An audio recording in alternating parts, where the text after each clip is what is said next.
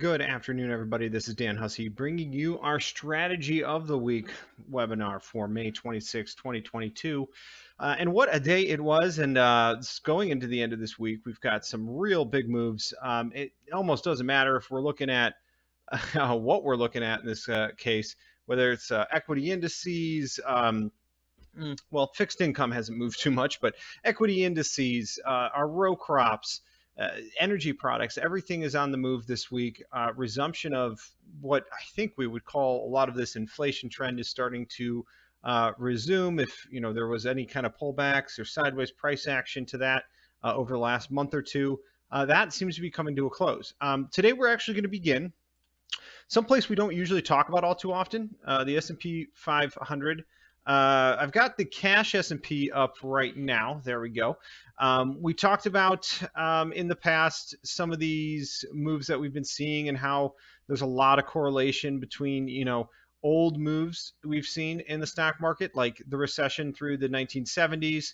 That resulted in the price action between 120 and $60 in the S&P, and then the 30-year period of like inflation that followed into the 2000s, where we had a very similar sideways type price action, this time between 160 and 600. So just multiply those prices by 10, and there we go. Or 1600 and 600, excuse me. And now we're breaking out of that and expanding price multiples and what have you. In a few of the last videos, we looked at what price had done and in the period throughout and breaking out of that more prominent recession, a recession that was truly caused by real economic factors, right?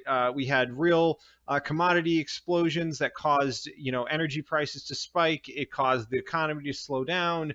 There were things going on in the international financial world with things like the yen floating for the first time against the US dollar. And we had interest rates heading towards all-time highs through the 80s.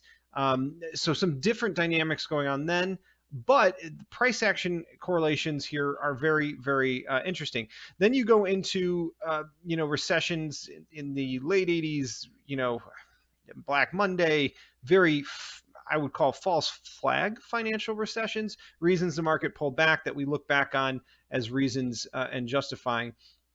Anyway, we looked at in the past that pullback in 87 during that Black Monday sell-off as very similar, and these are all monthly candles, by the way, very similar to the 2020 March COVID recession, which in my opinion was very manufactured from a recession standpoint.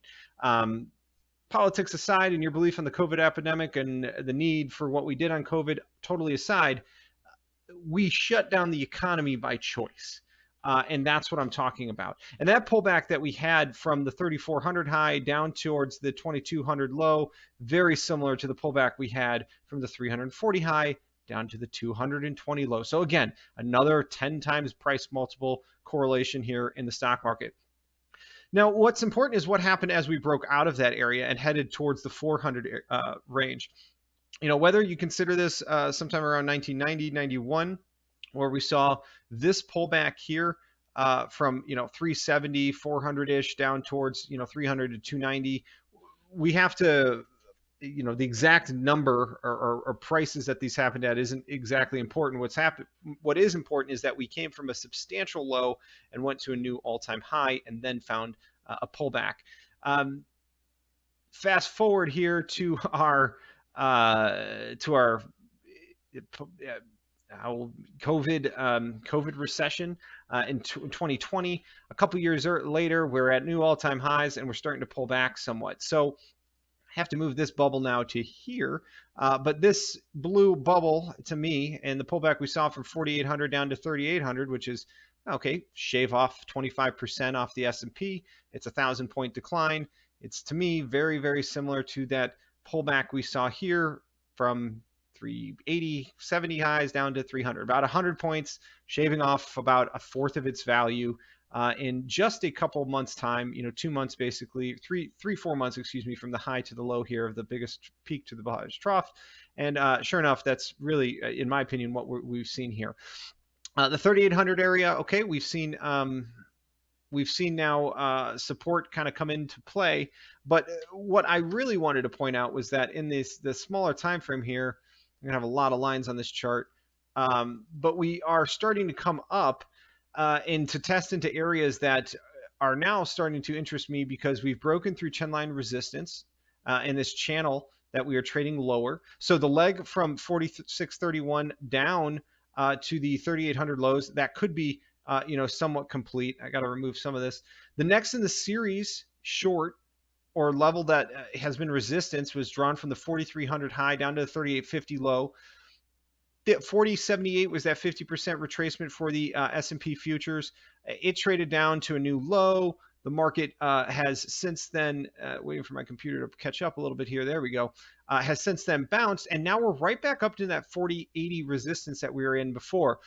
This is not a good look for the bears. Retesting an old resistance is not great, but we do have to be aware that, in my opinion, if we go above 4,100 and go above this 4,130 area and invalidate that next in the series short, we've now broken trendline resistance and invalidated the shorts that were taking us lower, and we're just left with longs, building into their trend higher. Let me remove some of these drawings so that we can just kind of go over the trend I'm seeing off the lows. And some of the moves we've seen even in the row crops, like in soybeans today and in oil, they might be reflective of the inflationary, expansionary type market that we're seeing, and the stock market, bottoming to some extent, could alleviate some of that risk off pressure that we see in the market that sometimes just means we see selling everywhere.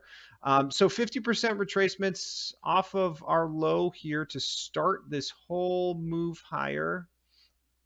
Not saying these were levels I was looking at and a buyer on or anything to that capacity, but it is worth noting that we traded back into the 61.8 line, held it here on this pullback from the 39.82 highs earlier this week, held it into the 38.75 invalidation level, and then have now broken out towards its upside targets.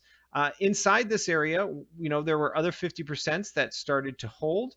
We had our FOMC pullback here that held on Wednesday into a 50% retracement. It went up to targets, and then pretty much every subsequent 50% that came after from that swing low to now the high held here again at 39.60, and we're blowing through those targets. So what I want to call to everyone's attention in the near term as I'm tracking this trend higher, there is a confluence of levels that were the highs of many fib pulls that are right around this 39.80 area. So this high here, I'm putting these blue lines, and this high here are all important to me. 4,000, 39.80, and 39.70. Any one of those levels, to me, we need to start drawing from basically this area, this congestion zone that we started to break out from, becomes another fib measurement where we draw another 50% retracement from. So that means, in my opinion, so long as we remain above 4,000 in the S&P, is a pretty good line in the sand at this point.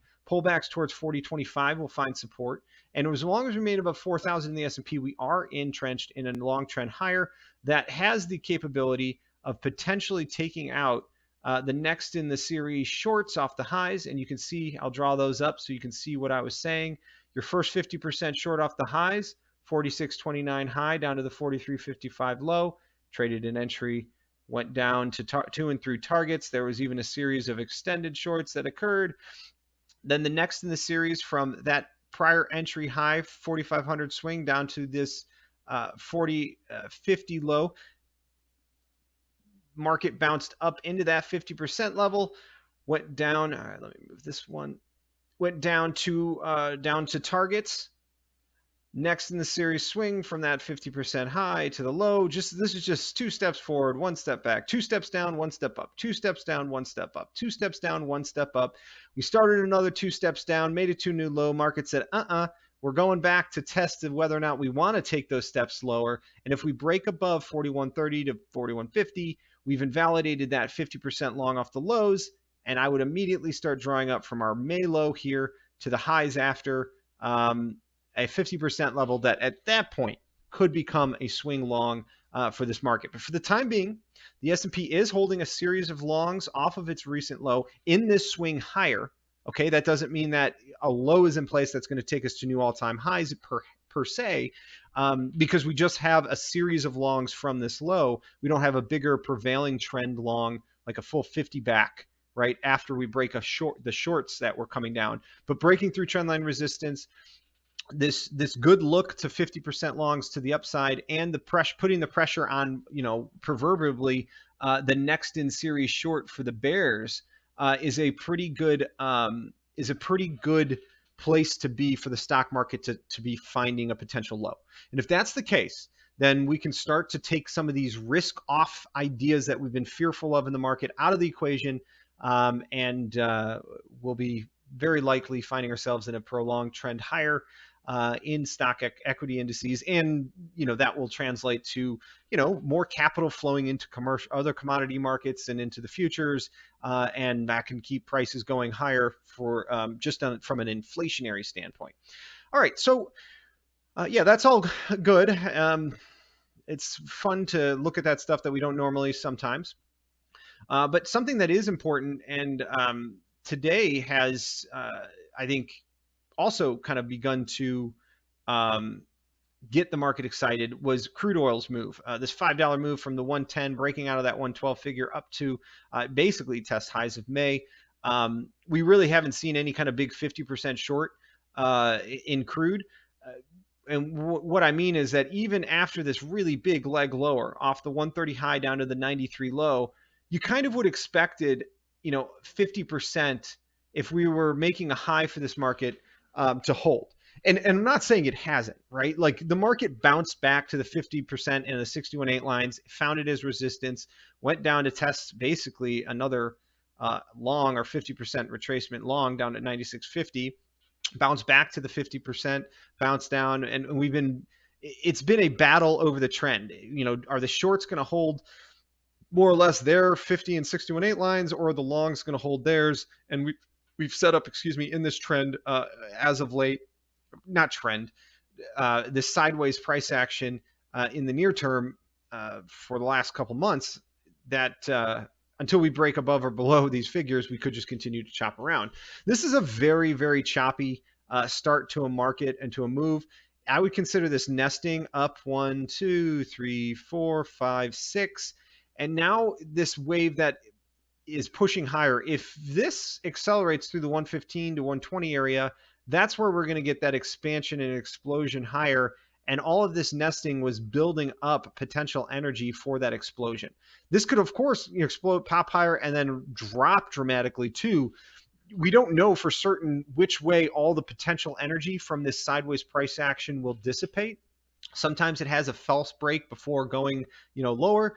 It might go lower before higher. But the point is that this 4 months now that we've been spending sideways above 100 but below 120 is building stops and fuel for the fire on either side. If you're long, positionally, you probably don't want to see the market go below 95. If you're short, you don't want to see it go above 115, 120, and really deep pockets here are probably considering would be getting out of swing longs or shorts above those levels. And right, we run stops. That's the fuel for the fire, up or down. But the point is today we had a very strong move here in the crude oil that likely translated into moves in soy oil and other markets that are, again, stock market is up on a big rally, crude oil breaks higher in a big rally. Sometimes when we're talking about sell-offs in row crops, we talk about that fear factor and risk off mentality that comes from when we have big bleeding red days. Well, okay, maybe that's just the day, the risk off that's happening in all the futures, right? Everything's red just because some things are down so much that there are capital flows and margin calls going on that we can't see. On a big green day like this, why can't we say the same thing? We're up, we were up almost 5% at one point in crude. The stock market, very similarly, big moves. So there's a risk on mentality. Hedge fund traders are looking at the board prices and of everything, saying, okay, what's not green that we can still buy is the idea. So good to see the energy markets here breaking out higher above 120, 115 to 120 in crude. It just, again, one more star that's aligning that should keep our ethanol and soybean crushes, really, really strong, and keep that demand for biofuels higher. I mean, I think at this point it's almost impossible to say that we can make it out of this energy crisis without utilizing biofuels. Okay, earlier today, and by energy crisis, I just mean by price. Other than that, there really isn't a crisis to be had.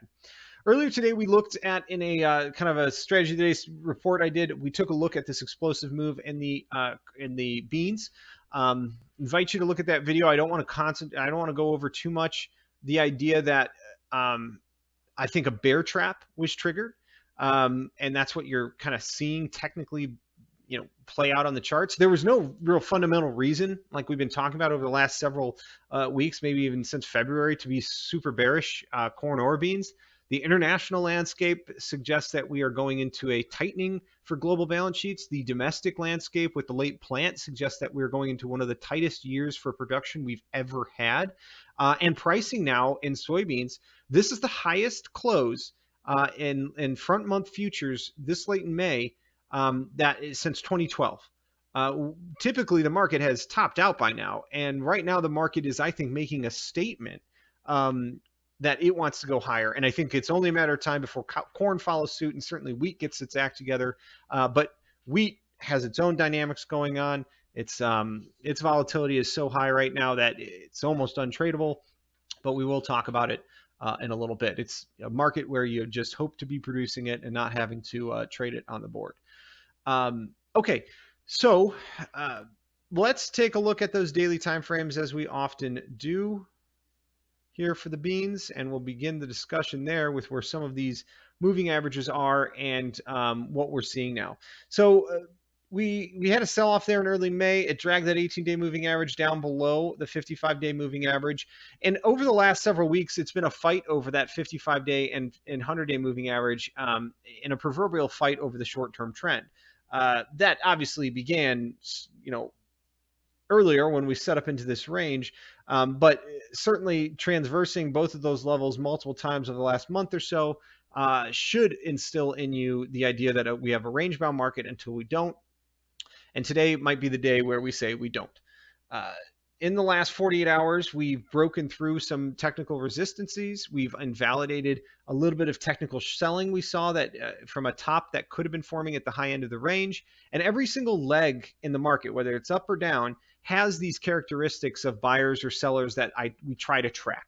We don't know where the market's going to go at any given time, but we can, through some deductive reasoning and tracking where some of those footprints are in the sand, have a good idea of what the trend is or what the algorithms and the traders that are actually affecting price action might be looking at.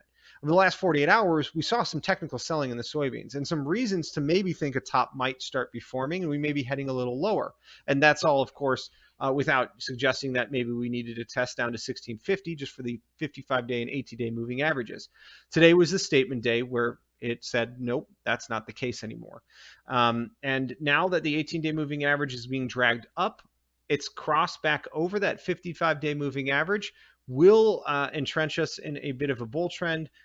And of course, by that point, I think we'll be going through our contract high here around 1741. So be very interesting to see if we can get through these levels here. I think with today's momentum, we will. And it's fascinating that this is all happening, at the end of the week and the month and getting close to the end of the quarter there. But technically, I guess the quarter ends in June. But we're getting through the first half of the year here, and soybeans are trying to break out of this range that we've been in for the first half of this year. Okay, so we spent 6 months in a range that on the first day of the 6th month, we're looking to kind of break out. And granted, it's not the first day of the month yet, but we fast forward a couple days here with the price action you just saw today. There's a good chance we're going to be talking about a price that's higher than 1726 come Monday morning or Tuesday morning when markets reopen after Memorial Day, which is my last piece of consideration here. Memorial Day weekend's coming up. This could be a very interesting long weekend and holiday market. If we go into this weekend with strength, as I suggest we might, or think we might, we really are setting up, in my opinion, for the type of market that's going to have a blow off or capitulating type top at this. And capitulation is always the wrong word here, but it's capitulation of the shorts, not the longs here. where they just give up. That blow off top, how high it can go, we looked at it in the video earlier today, 17 to 1750, or 1750 kind of starts it. If you just add on that 17 or the dollar, oh, I'm sorry, we were looking at Novi beans earlier, but I guess July beans here, it was $2 drop here, 117.40 down to 15. We'll call it $1.80. Add on that $1.80 to price from where we are, takes us to just shy of 1900, if not 1900, as a potential projected upside price at this time. We don't really have, in my opinion, enough weather fear stocked up or late plant fear stocked up in this market to do that just yet. But okay, it's not up to me, is it? And if the market wants to, it will do it. We are overbought now on the daily time frame, but markets can stay overbought longer than you can stay short. I promise you that. And with all that being said, if we rally up here with strength into the end of this week, I do fear we run the risk of one of those holiday gap up and then reversal lowers. Not calling that will be the case, but it's something we need to be aware of and looking for. Okay, so that technical short selling earlier really got blown through here today.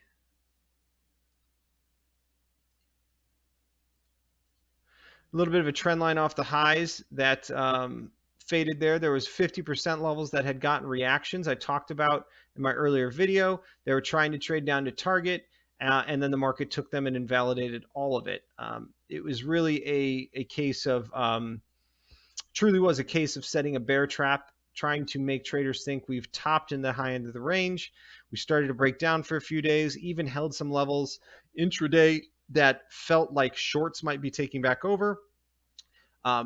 I didn't hear anybody talking about it, but you often do whenever there's one of these, what looks like a head and shoulders pattern, left shoulder, right shoulder, head, neckline at 1660. Totally didn't work out, right? Blew out higher, negating that idea. Anyway, there were a lot of reasons where you looked at this chart and thought, we might be topping. I'm worried about us going to 1650, 1630, or 1600. If you weren't thinking that, I mean, you're not objectively looking at the market, right? Doesn't mean it will happen. It doesn't mean you can't be a bull. It just means we got to look at both sides. And it was fascinating to me over the last 48 hours to kind of watch this bear trap unfold and punish the bears to that effect. 50% retracement from the 1667 low here up to the highs now comes in around $17. So, as long as we're above 1690, I think we might be putting in a foothold and starting a new leg and trend higher. Intraday, there wasn't much to sink our teeth into. The 15-minute chart kind of just looks like a bunch of candles straight up, but that doesn't mean that there wasn't price action in here that we can take a look at. I'm going to move down to a 233 tick chart. Many have maybe not looked at these charts in the past, but they do. A tick chart or a volume bar chart does give you the ability to see price action inside, time candles that, you normally may not have seen. And the best we can do here is to, the buying was just so ferocious. There wasn't much in the way that we can put our fingers on. We can't really see much that was going on in here, but we can identify at some points, the market held its own little version of a 50 back. And once it does that, you can start to, and these aren't things you necessarily trade off of. This is just how I track the trend. I'm here to try to find out what the market's doing, not necessarily take it at its word. You can start to see that, and following these patterns, you can start to see how they play out and figure something more. So the first one held around 1697. It went up towards its targets here. You can see the entry around this 50% line at 1697. It then traded up to 1706. Very, and this all happened in minutes, right? Same anchor, new high. The next in the series was a pullback towards 1700. It traded up to its target. It then did not trade the next in the series of that same pull. You can see the next time we pulled back, we didn't make it down to 1702 as you'd expect. we ended up going through that. We went up to its secondary target. So using this high at 1707 to the new highs, we started a new, more aggressive 50% pull. It's very tiny right here. It's all within a penny of itself, but you can see the highs to highs pull back there. It goes to its target, same anchor, keep pulling up to the new highs until there's like a, another pullback here. There it is, from that 1707 anchor we're still using up to 1721. The pullback happened to 714. And this is tracking the footprints in the sand that I'm always talking about, of what algorithms or what longs are like trading this market higher. That's what we're trying to see here, because then it'll tell us something that once one of these breaks, okay, now there might be a period of pullback, not necessarily to get short, but the leg higher might be over. Next in the series here, traded, again, a little front run here of a half penny to a penny at 1715. It went to its target and went through targets without trading its next in the series. So now you draw from the 1721 high to whatever high starts to actually pull back, and bam, there it is. Next pullback here happened from the 1721 anchor to the 1733 high, 50% to 1727, right on up to its 1735 high targets. You pull that same anchor new high, and the trend finally broke. This was the first pull of that series higher in that leg all morning, where then once we traded below 1727, that leg up was complete. And so now the market is left to, that series is done. So now the pullback is against this entire trend or this entire prevailing leg. We dropped the whole 50% as a definite possibility for the market to get down to 1701, where we would expect maybe buyers to exist. 50% back on the day session was at 1706. And that $17 area just happens to be our old resistance that I think arguably over the last several weeks we've been trying to chew through. So coming back down to tested as support wouldn't be out of the question here.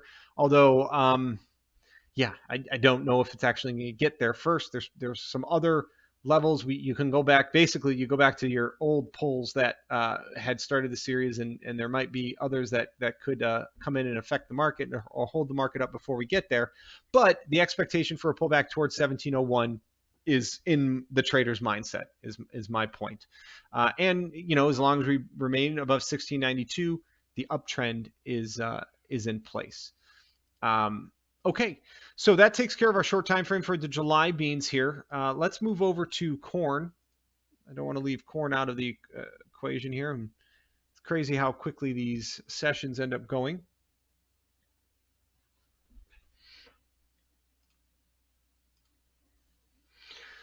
So our 55-day moving average here has been support in the July corn. I was really hoping we get a close above that 765. Is that where it is? Let's see here. I guess we closed right at it. So tomorrow, I'm really going to want to see us, get above and stay above that area. The 18-day moving average is still above us at 784. I love that this is a nice three-wave correction. It looks nice in terms of what I look for a market to potentially be bottoming. Yeah, old highs around 750 to 755. That's the congestion zone we broke out of. Look, it's old resistance now is support. And July corn today had a little bit of an open gap to have to fill, which it actually did go and do. We're oversold, very oversold here on our daily stochastics, but again, markets can stay oversold longer than we can stay long. But it is due, in my opinion, for a regression back to the mean, towards 780 and maybe even towards $8 here.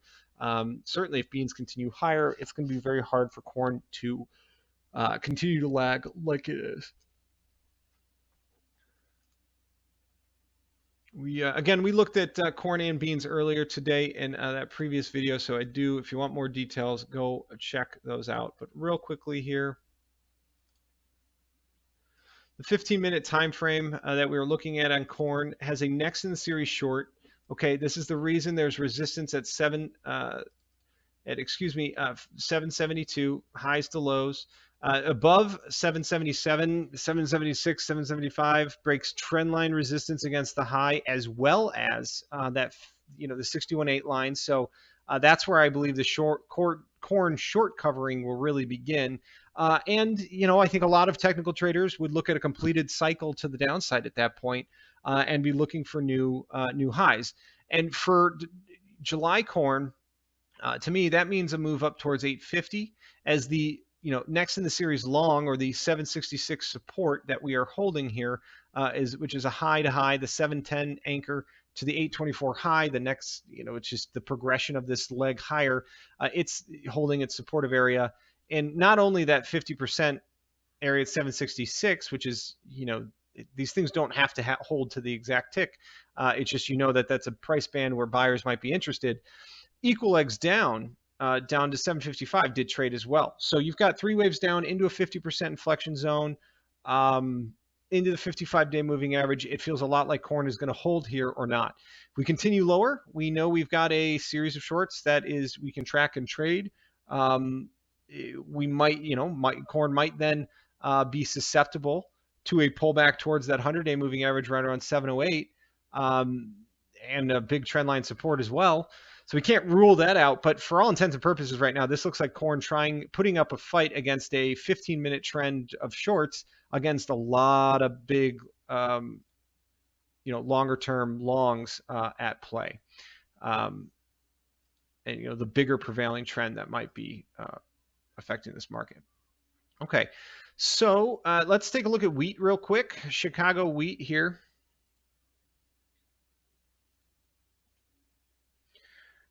Trading below its 18-day moving average for the first time since early May. That's now broken resistance as broken support as resistance here, but that 55-day moving average coming up around $11 at this time, seems to be supportive for now. There's also trend line against the lows that you could make a good case here for wheat is holding, and we are now stochastically oversold in that RSI, so might be getting closer to a bottom than a top. We've come back to test the old resistance at, of course, we had the Ukrainian crisis breakout and war with Russia that took us to the contract high at that time. We then pared back those gains on lots of news, and then have been chewing through this 1152 1154 resistance. There's a funny thing about wheat. If we go back on wheat and we go to right here, this wheat chart right here right now, to me on the daily time frame, and I'll bring this up on the other, looks a lot like crude oil, right? If you look at the chart, I'll bring up a daily chart on that smaller screen. I'll flip between them here. But I wanted to call people's attention because crude oil right now, with its big run up, let me flip the scene here, bring it over. I'll point out what I'm seeing.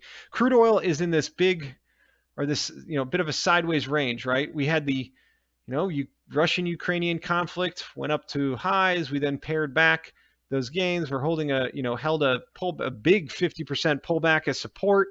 And then we got trapped between 50% longs and 50% shorts for several weeks, months now. And the market has slowly turned higher and is looking to potentially break out of that old resistance at 115 to 120 is a little high, but just call it 115 for right now. You guys know where it is. It's these clusters highs in March and the highs we're making here in May, and the market's right up there knocking on that door again, right? If we go to wheat and look at a chart of wheat, very similar, right? Came down. There was a 50% level, from 726 up to the highs. That's where $10 is that it was holding. I don't have it on this chart because I don't put fibs on this chart, but okay, 50% short from this high to this low. You can guess it was right around 1140, right? And we were banging into it. A fight between longs and shorts that set up in a big range. And then wheat came up to knock on that 1140 door. And when it finally went through, it blasted through it all the way up to new high. Granted, wheat's come back down after that, which I'm sure all things that go up come down eventually. But I just wanted to point out that, boy, does this look like crude coming up to knock on that resistance door Will we get a big explosive rally up to new contract highs after building up months of potential energy? That's exactly the type of price action I see here on this wheat chart. It happened over the course of weeks rather than months, but this explosion higher was a direct result of coiling up and building potential energy for a move one way or the other. And that's my point. So watch crude here. Crude might might be the leader for everything over the next few weeks if that's the case. All right. So July beans or corn, wheat. Trendline support coming in through the lows, somewhere around $11, $11.15, depending on how you draw it. I'm not going to get too concerned. It's basically where we held support. Full 50% retracements now for wheat from a 990.67 low up to the 12.84 highs. We pulled back down into that 11.25 area. Old resistance, now is support, all those good things. Off the highs, however, there was a pretty clear and succinct series of shorts from the 12.84 high that started to pick up. 50 back here. Traded down to targets. Next in the series from its entry high down to the target low. Held the next in the series short. Right? Went down to targets. Next in the series from 1208 highs down to the 1113 lows. That's what's holding as resistance now into that 1160 figure. And the highs we had today. This is very similar to the corn downtrend we saw over the last few days. There's a series of shorts. The market's now battering up against, what could be invalidation levels for the shorts after trading into, the longs, bigger long level. And we have a trend line, resistance now on wheat, which again, above 1180 here, validates that series of shorts off the highs. It breaks the trend line resistance. And in my opinion, opens the door for a move in wheat up to 1350 to 1400, which would be the upside targets from those swings. So corn and beans trading a lot more, corn and wheat trading a lot more in step and technically very much in line with each other over the last few days, while beans are doing their own thing. A lot of that I attribute to the time in the year we are at, with plantings running their course. There's usually a lot of argument over the acreage and pricing of corn and beans, and they will move independently of each other and sometimes completely inverted as we redefine that corn to bean ratio. And so that's a lot of what's going on right now.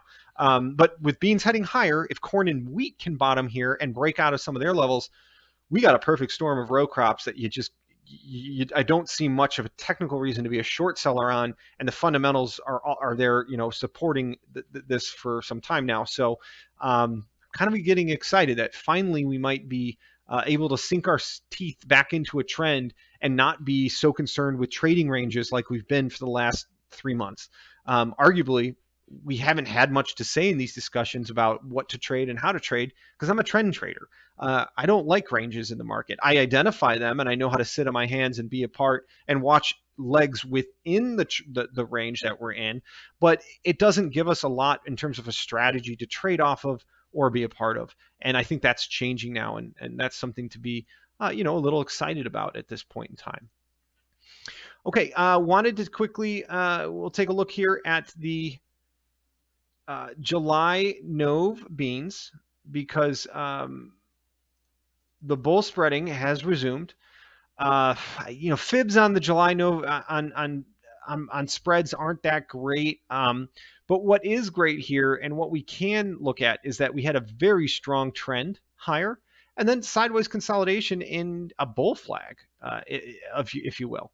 And now the market is starting another leg higher, and today's bullish engulfing pattern that we see here, we had kind of basically a few days of not inside price action, but sideways price action. And then this outside bullish engulfing candle today for that July Nove spread, definitely seeing the demand now for soybeans. I think you're going to continue to see that basis improve on beans if you haven't already in your area, much like we are in corn. And please leave some comments or notes here on what it's doing in your area, because everybody I've talked to, corn basis has not been stronger. It continues to strengthen, and that's all indicative of that need for the crop now in the hands of commercial users in fear that it won't be here at the end of this harvest. And the bull spreading that we've been witnessing for the last week here in beans, for all intents and purposes, until today, it was, we had started to reverse that. And again, off the highs, we started bear spreading, and we had every ability for this market to put a top in again and fall back into our range.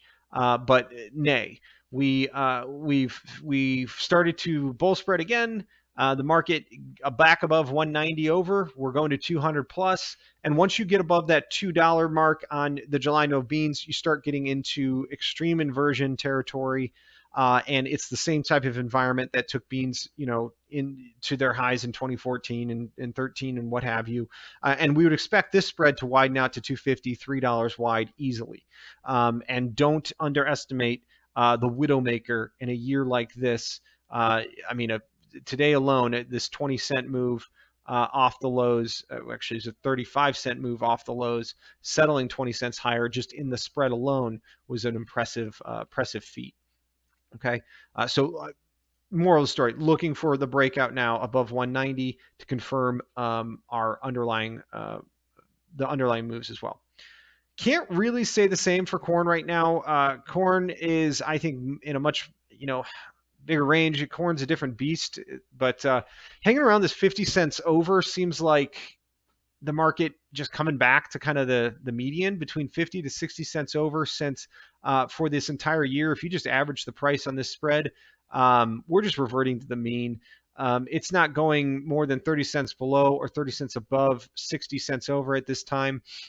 But arguably, we are still heading off the lows. So I want to see July Dees corn get above 50 cents over and start that move towards 70 cents over. And that will also be another indicator for me that corn might be bottoming and wanting, to head higher.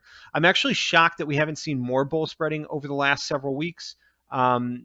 In a time where we're seeing basis really improve. And I know that might just be new crop basis improving for some, but old crop here, the demand for it is insatiable. I've heard of places that are in theory running out and are struggling to find corn. So, man, you guys are doing a good job of keeping it in your bins right now, and I applaud you for it because it's your prerogative in this event. But we do have, a little bit of an uptrend here and still some bull spreading going on. Today was unfortunately, though, an outside day to the downside. We didn't have a real negative close. But if we do start to slip in this and head below 40 cents under and back to 30 cents under, I would not be surprised to see the chart of corn that we just looked at also be slipping lower in light of that. But I can't ignore the fact that we are in a time of year where old and new crop are decoupling, and there is that repricing of bushels across the growing season going on, and that's what we would intend to see here. But the fact that July Dees beans are sitting so still in that spread, makes me wonder if they're not waiting for something. So if we see the technical turn higher in corn markets and wheat here, I would expect that spread to continue to widen out. And you know what? It might, that might make it a bit of a buying opportunity where we are now at a bull spread, but that remains kind of to be seen. And it's not moving around enough for me to care at this point. So all of that being said, let's take a quick moment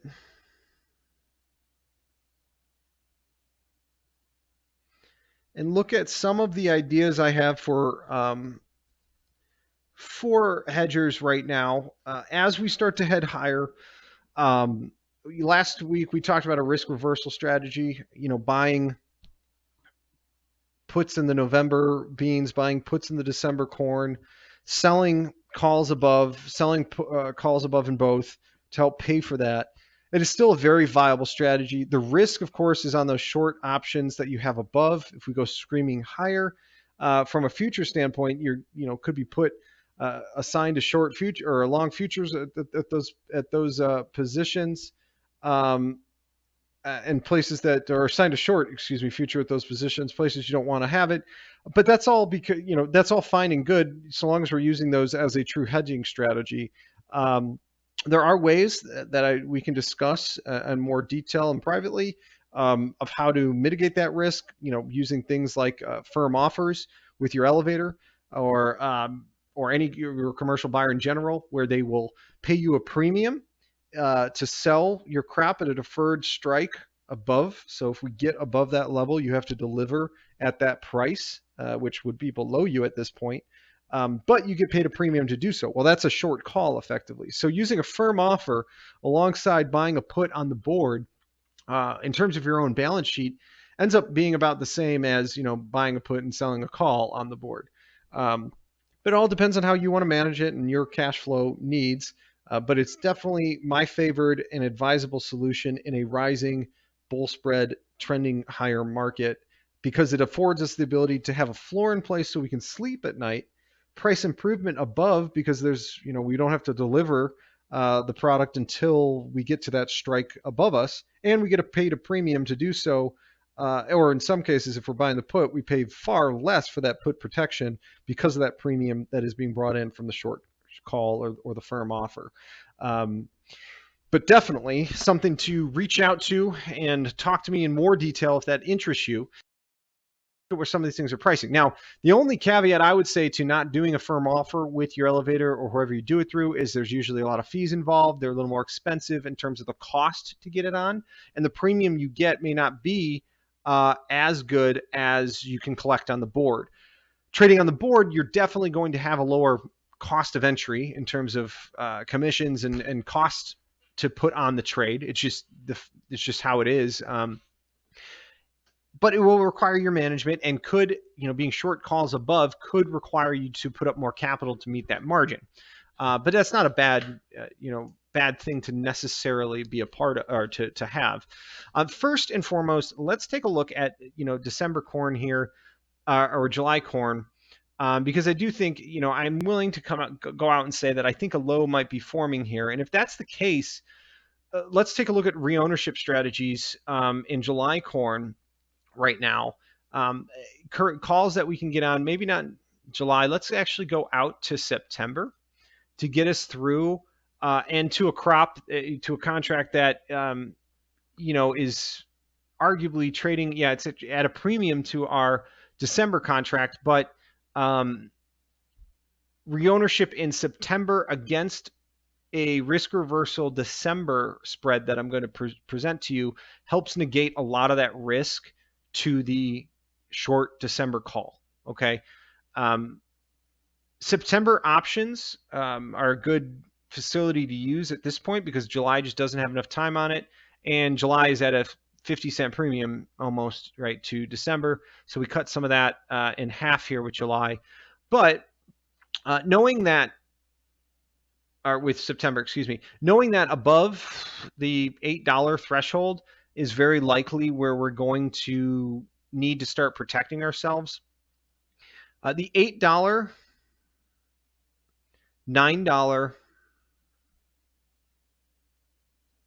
call spread, out the door here, paying 29 cents for an $8 call, selling the $9 call for 12 and a half, only at the cost of 17 cents here, based off of the settlement prices, to me makes sense for an upside protection that takes away the risk, above $8 for us, if that's the strike we end up looking at to use here for December corn. Okay. Which again we'll look at that in a minute. So a 13 cent or 17 cent cost here to own that call spread through September helps negate some of that. And if we can make some of that here, it will be help offset the risk to our upside. So even just from a speculative standpoint, I like the idea of an $8, $9 call spread here in September corn here for 17 cents. We have 92 days left on it. And if corn is going to bottom here and we're going back above $8, which is effectively the highs that we'd be shooting for, this call spread would be going in the money. And it's a great way of getting into the market with finite risk right now, where we think a market's bottoming, but it hasn't started to confirm that reversal that we talked about. Going out to the December contract, trading at 7.18 3/4 into the close. $7 puts to get that floor in on us is going to cost us 53 cents. Real expensive, but so tight. We're only 18 cents away from that. And I think, I think we can all agree if we could lock in $7 and know that we can't do worse than that here for our December production and for our new crop is a great floor to have in place and help us sleep at night. Turning around and selling.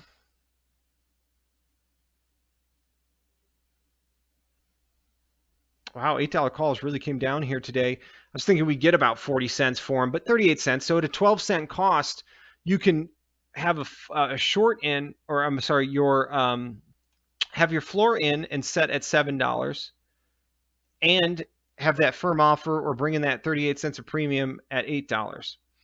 Turning around and buying, that September option call spread then gives you, turns around and gives you reownership above $8 again. So in the near term, if we, really spike and explode higher, like we just did today in beans, you'd be covered. So you've got, call it, an 11-cent cost here to own your $7 put. Again, you're going to have that short $8 call, so there's some risk there. But turning around and using that September $7, $8 call spread for 17 cents means that for 30 cents of total cost, you can have your $7 floor and alleviate the price risk above $8 in doing so. I know there's a lot of moving pieces to that equation, and it sounds really commission intensive, which it is, because you've got 4 legs to this. It is extremely manageable if you think about your September position there as your long that if we rally up, you'll take your profits on. And then managing your short side, which is your risk reversal spread, means you turn around and take those profits, get out of the $8 call, and potentially roll your $7 strike higher. And this is all assuming that we actually go higher in corn. If we go nowhere and go sideways, we're talking about an all-in cost $670 floor after the cost of all of this. Real hard floor on the board for December corn. Not a bad place to have it.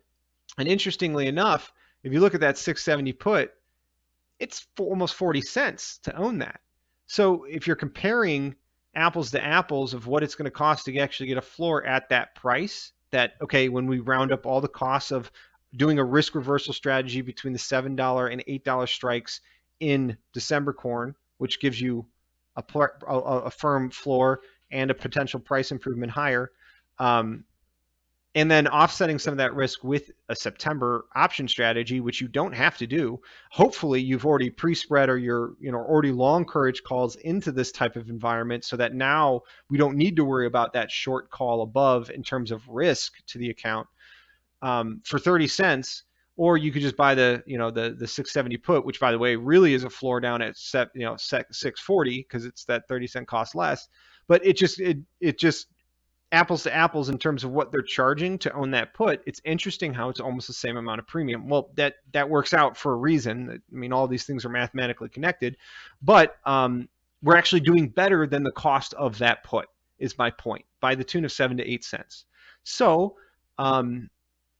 just an idea out there, right? And a way of doing so. And again, if you don't like the idea of selling that call here on the board, you could still do that strategy through your elevator or through your cash management by doing a firm offer, get paid the premium. I don't know what they'd bring in, but hopefully for an $8 put, you'd be bringing in at least 38 to 40 cents. If that's the case, turning around and spending 50 cents on the board to buy that $7 put for that $8 firm offer you just did on your balance sheet at the end of the year, those two are netting and offsetting each other in terms that, much the same effect we are using just straight board prices. So I hope that's that makes sense to some of you guys out there, because this really is the time of the year to think about it. Now, there's something else to be said here, that we don't need to throw these strategies on just yet. We can wait for the market to go higher, and the higher the market goes, the better and more advantageous these strategies get. Last week, I was looking at November beans. We were looking at, I think I was doing 1460 or 1480 puts. We were owning those, and we were selling the $16 and 1620 calls against it. Yeah, it's a nice $1.20 wide, $1.40 wide window. Think we'd be happy with a $16 sale on soybeans, period. But that was coming at a cost of around 10 cents to do it. But now that we're 45 cents higher, 32 cents higher on the day, and certainly well off the area we were pricing those, we can ratchet that up dramatically. And for that same basically 10-cent cost, look at this, 1520 put at 81-cent cost out of pocket. I know, crazy. It only gets you protection to 1460 if you just bought that outright. But turning around and saying, okay, I want to bring in about 70 cents, 1520, 1620 now, at a cost of 22 cents to you. Excuse me, 12 cents, 12, 13 cents. You can sell that option up at around 1620. Again, this is a great place to use a firm offer.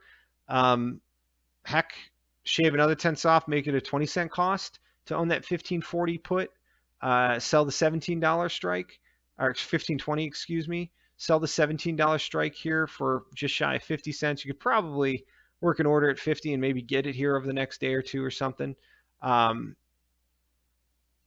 into tonight, even if we go a little higher. But that dollar wide or $2 wide spread almost for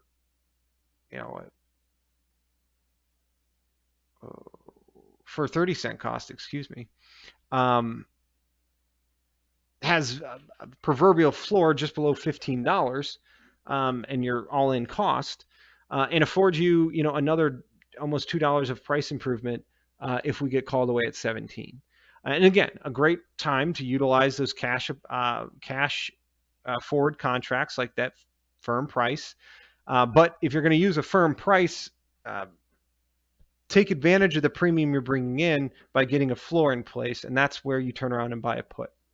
Okay, so I'm going with the 1520, and this is not a strategy, in my opinion, for speculation. This is a true hedging strategy for producers that want to get a floor in price and do it for the most afford it with the lowest capital possible. Instead of shelling out 81 cents right now just to buy that 1520 put, you can sell the 1620 against it at a 13-cent cost, have a dollar, 80 cents of upside improvement here against your short call, and have a firm floor in there at 1520 to 1510. Now, this strategy, again, because we're at the highs of the contract basically in beans, I talked some clients out of doing it today and potentially doing it, waiting to see how high this market can take us. Because from a hedging perspective, if you can nail the top with this strategy, it is the most glorious way of getting your sales done and doing it for the lowest cost to your account, because those short calls are going to help pay for owning the put, which, as you can see, we're very aggressively tight. We are 20 cents out of the money. 1520 puts were in the money this morning, and yesterday we're deeper in the money. So it's not a far-fetched reality to think that the market could collapse further from there, or go back through those levels at some point if this bull trend doesn't resume. So it's a good way of managing that risk in the near term. So, all right, everybody. Well, that wraps it up for me today. I hope you enjoyed today's Strategy of the Week webinar. We covered a lot of good things. If there's ever anything you want to see or anything new that you want me to include in these, feel free to shoot me an email, reach out to me. I'm always interested in getting your feedback and more of what you want to hear. Remember, trading futures involves risk and is not suitable for all investors. And everything I talked about here today was just my own opinion and not a direct trade recommendation. But if you are interested in turning some of these ideas into trades, wanted more information about how to, what other forward contracts we can use alongside a futures account that at the end of the day balance out and are a really savvy marketing strategy for you, give me a call, 312-277-0110. Find me on Twitter, DanSOTD on Facebook to follow all my live streams and media presences, and dhussey@zaner.com. Shoot me an email if you've got any questions, comments, or concerns. Have a great day, everybody. Have a good week. Happy Memorial Day weekend, and we'll be back with you all as price action develops.